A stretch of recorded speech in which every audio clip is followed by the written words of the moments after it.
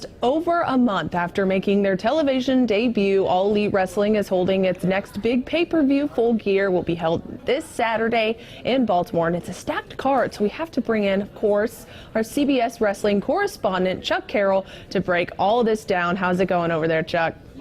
It's doing great. I'm very much looking forward to Saturday. This show's going to be amazing.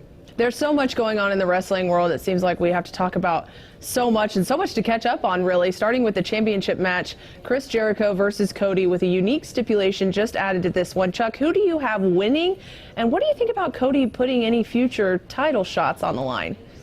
You know, this is really an interesting thing. Cody comes out on Wednesday on Dynamite, and he kind of backs himself into the corner. He cuts this amazing promo, maybe the best that I've seen in years, but he says that if I don't win, I will never challenge for the AEW Championship again. Well, here's the problem for Cody. Chris Jericho is their first ever champion, and he just won the belt less than 2 months ago. So it's too soon to take the belt off of him or anyone else. And plus, you're an upstart brand. You need that established name as your champion. So I don't see Chris Jericho walking away without the gold. Plus, he's just white hot right now. You know that phrase, a little bit of the bubbly? It's just everywhere right now. Chris Jericho's stock is hot, so he's going to walk away as champion. So I would expect for this 3-judge panel, who will decide the winner should they go to a time limit draw. I fully expect that will happen.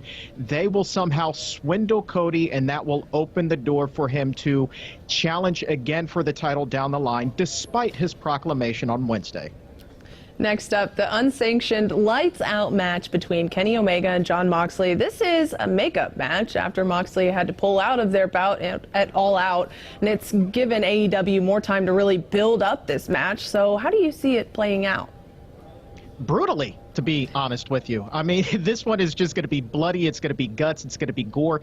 It's unsanctioned. You've got two guys who aren't afraid to go in the ring and just tear it up. We've already seen some crazy stuff between these two, including a brainbuster through a glass table on AEW's premier TV show. So that's going to be really interesting to see what they do here. These guys are going to be pushing it to the limit. You're going to see a lot of gnarly stuff.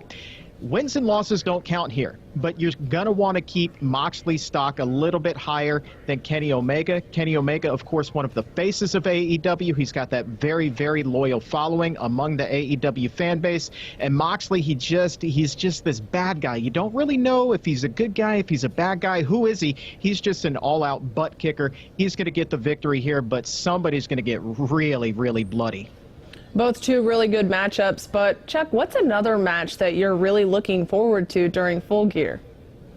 The Triple Threat Tag Team Championship match. This is going to be insane. You have SCU, seasoned veterans in the ring. You've got Private Party. They're kind of up-and-comers. They do some pretty amazing things, but then you have the best tag team in the entire world, hands down, in the Lucha Brothers. No question about it that these guys will walk out with the gold. SCU won the tag team tournament, surprisingly, to become the inaugural champions. I don't see any other titles changing hands on the show except for in this match, the Lucha Bros, the new AEW tag champions. And finally, Chuck, a look at the business side of things here. How has AEW been doing in the ratings since making their television debut? Really quite well. They are just exceeding expectations in terms of both ratings and viewership. And more importantly for them, and something that's being very closely watched among wrestling fans, is the fact that they have soundly been beating WWE NXT since their debut.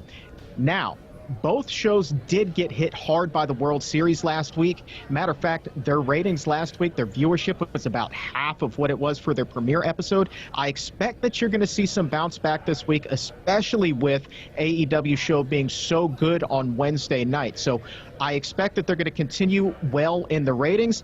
The bigger question for AEW right now is, will this national TV exposure lead to more pay-per-view buy rates? WWE only charges $9.99 a month for their streaming service, but AEW is asking $50 for each pay-per-view. So far, they've been getting fans to do that, but are they going to be willing to do this for, I believe, a third or a fourth time already this year? That's the question. So keep an eye on that one. All right, Chuck, thank you so much for joining us as always. And you can watch All Elite Wrestling Full Gear this Saturday through pay-per-view. Katie Johnston for CBS Local Sports.